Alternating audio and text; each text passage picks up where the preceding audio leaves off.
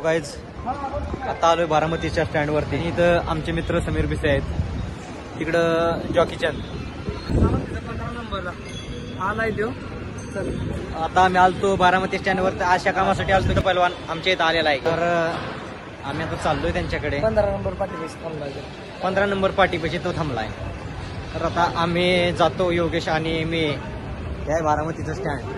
Actually आकाश आलेला आहे आणि आकाशला आम्ही तालमीमध्ये घेऊन चाललोय.